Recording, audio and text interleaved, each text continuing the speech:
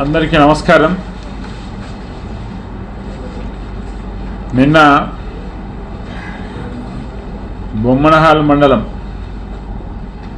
చంద్రగిరి అనే గ్రామంలో కామిశెట్టి కృష్ణమూర్తి గారు భారతీయ జనతా పార్టీ కార్యకర్త దారుణ హత్యకు గురయ్యాడు. 16వ తేదీ సాయంత్రం ఆ ప్రాంతంలో గౌరమ్మ పండుగ అని చెప్పేసి గ్రామాల్లో బాగా జరుపుకుంటారు. పండగ అయిన తర్వాత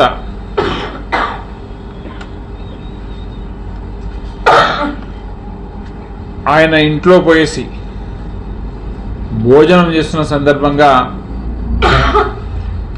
ఒక రౌడీ షీటర్ శ్రీరాములు పులేకుర్తి అనే గ్రామం కురవల్లి అనే గ్రామం వ్యక్తి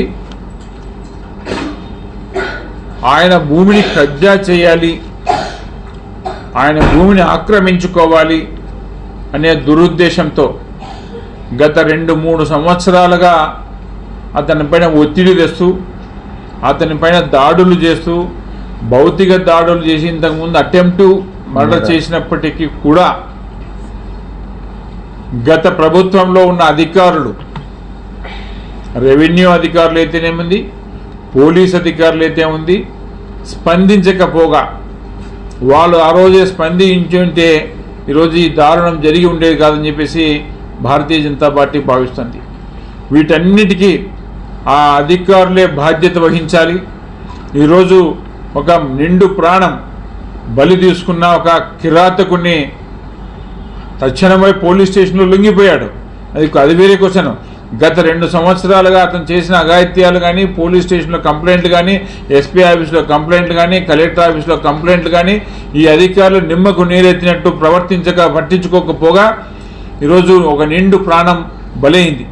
భారతీయ జనతా పార్టీ ఈ దుశ్చర్యని ఖండిస్తూ, అదేవిధంగా ఎవరైతే అధికారులు అలసత్వం వహించారో వాళ్ళపైన చర్యలు తీసుకోవాలి.